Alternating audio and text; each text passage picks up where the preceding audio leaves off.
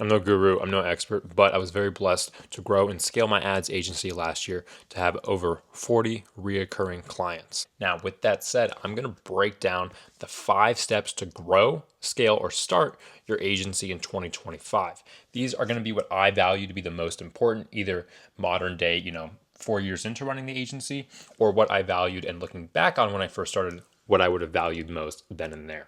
So let's dive into it. Step one is going to be the niche and the service or skill you're actually selling. So when I say pick a niche, I really mean hone in on a specific niche or specific industry.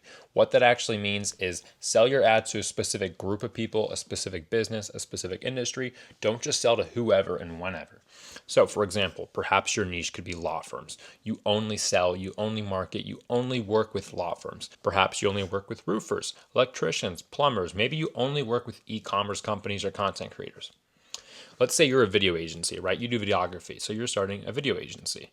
Perhaps you only work with content creators like influencers and TikTokers. Or maybe you're the opposite. You're a videographer agency, but you only work with real estate firms, right? Maybe you're doing Matterport walkthroughs of houses or like listings of homes, that sort of thing. You want to niche down so that you can hyper focus on that niche and scale that vertical rather than trying to scale and juggle 40 different niches and all these different types of businesses.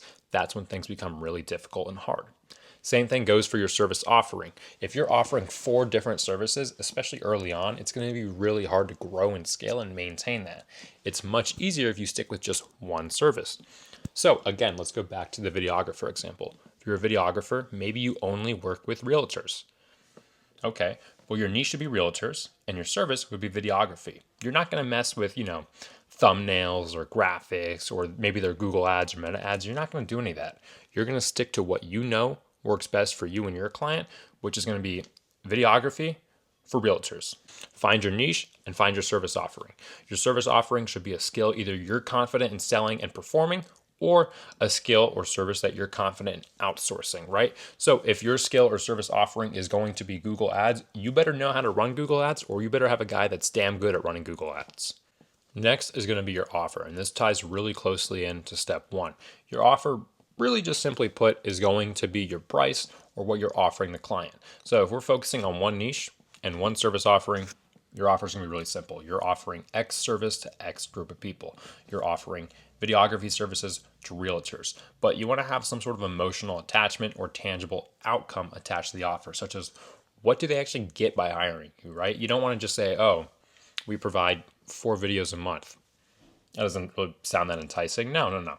You want to have the end result in mind. We'll help you close deals, we'll help you close 5 more deals a month. We'll help your closing rate boost to this, whatever it may be. I don't know. I'm not a realtor, but still, like for example, with Google Ads, I don't just say, yeah, we set up your Google Ads for $1,000. That doesn't really sound fun. That's not sound worthwhile, right? That doesn't really capture their attention.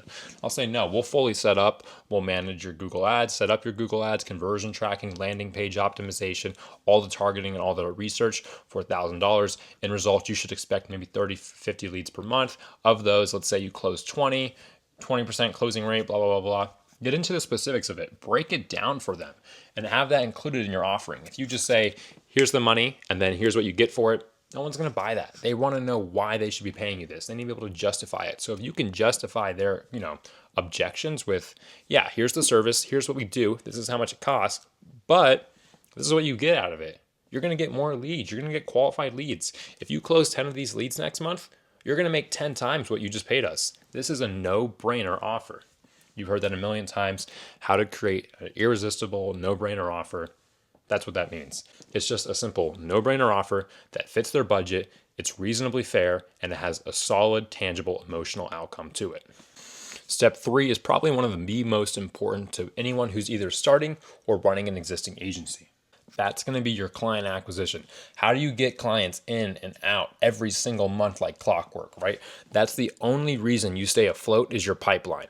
If you have 2 clients, great. But if you never get another client again, you really don't have an agency. You need to be retaining and signing on new clients month over month. So how do you actually get clients?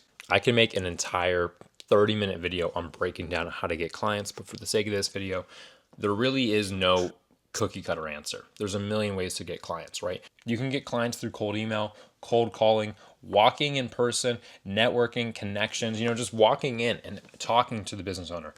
Me personally, I've had the most success through direct mail, cold emailing, and just referrals. Once you get your first client, things become a lot easier. Everything starts to snowball. You get a good client, you give them good results, ask for a case study, ask for a testimonial, find a way to leverage that case study. They'll probably refer you out. Maybe you get one client from their referral. The same thing happens from that referral. You do good work for them, they'll refer you out, you get another case study. It just kind of keeps snowballing. It probably took me like 6 months to get my first client.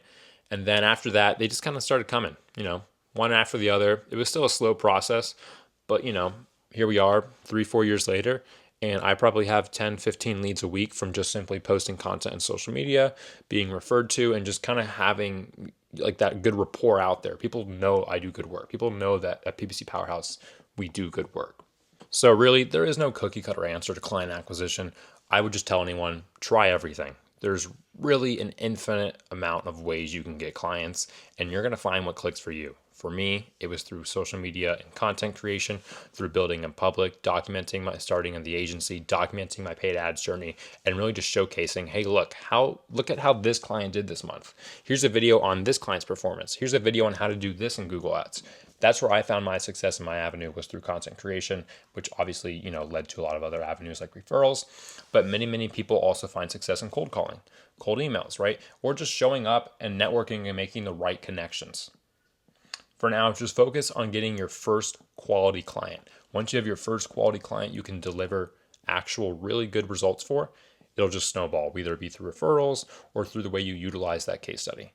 I promise you, once you get your first quality client, things will just start snowballing and happening, and you won't even remember how. Step 4, and this is where a lot of people get lost, especially early on running an agency, and that's going to be the actual performance, right? So let's think about it. You got your niche. You got your service, you got your first client. Well, how are you going to retain them if they don't get good leads, right? Or get good results? So for me, I'm a Google Ads agency. Let's pretend I'm running Google Ads for realtors. Cool. My niche is realtors. I'm selling them Google Ads. I got my first client, but here comes the end of a 30-day period, and that realtor or my client got 2 leads off of $2,000 in ad spend. You really think they're going to stick around? They're going to go, Brandon, I paid $1,000 per lead. I spent $2,000 and got 2 leads out of that. Why would I hire you again for month 2, month 3, month 4, or even longer than that? No. You need to prioritize getting results for your clients, or simply put, prioritize performance. That is what comes down to client retention. Now, how do you actually maintain performance? Well, you have to do a good job. Whether that means you're the expert in the space, you're the expert ads manager, expert videographer, whatever it may be. It's your job to maintain those performance. And if you're not the one fulfilling the service, then you make sure that you vetted the right people who are managing these clients' ads or whatever the service is, right? So if you're outsourcing the ads or the service, you need to make sure you're hiring the right people, interviewing them, qualifying them, and actually monitoring and checking in on them. This isn't just some set and forget thing. You don't just get a client, get a Stripe invoice, and email them the same Stripe invoice again 30 days later. No. This is an ongoing game of consistency. Prioritize your clients at the end of the day above all else, and you will prevail. Step 5, we're going exactly right into what we just talked about, and that's going to be client communication, which obviously is the other 50% of client retention. Great, your clients' ads are performing well, their performance is good, that's great. But if you're not actively keeping your client up to date or in touch with your client, they're not going to re-sign. I don't care how good the performance was. I mean, think about it. Let's just pretend that I pay your invoice tomorrow, and then 30 days later, I get another invoice from you. I'm going to completely have forgotten about you. I'm going to be like, who is this dude and why is he invoicing me $1,000? I haven't heard from him in 30 days. Put yourself in the client's shoes. You want to work with someone who's going to keep you in good relations and keep you updated and really just kind of have that level of transparency with you during this whole relationship. Regardless of this being a business transaction or, a service offering, this is still a real tangible relationship from one person to another, right? Client communication and client performance above all else are going to be the most important things to retaining that client for the months to come. You could have been working your ass off on that client's ad account all month, but if you didn't send them a single update, a single report, or even a text, they're going to have had zero idea likely that you were working that hard, right? So try to set some sort of cadence, right? Whether it be a once a month meeting or a once a week email. That's perfectly fine. Just check in with the client, be like, hey man, just want to let you know we did X, Y, and Z this week and things are looking great. That's it. That's really all it takes. Now, when that client gets that invoice at the end of 30 days, they're going to remember exactly who was behind the account bringing this success to their table, and they'll have no problem paying that invoice because you're not just some stranger to them they forgot about. Obviously, there's a lot that goes into running a successful agency, whether it be from start or if you're scaling your current ads agency. But in a nutshell, those are my 5 most important steps. And again, to recap, that's going to come down to your niche, your service offering, your actual offer itself, such as your pricing or what you're selling. And then from there, it's going to come down to the client acquisition, getting new clients, and then retaining clients, which will retain clients through performance and client communication. Those are my 5 key steps to either starting or scaling your agency in 2025. To recap, it really always comes down to just your niche and service offering, to your actual offer, pricing, and model specifically. Then, of course, client acquisition. How do you get clients? How do you get quality clients? How do you find clients that keep paying you money?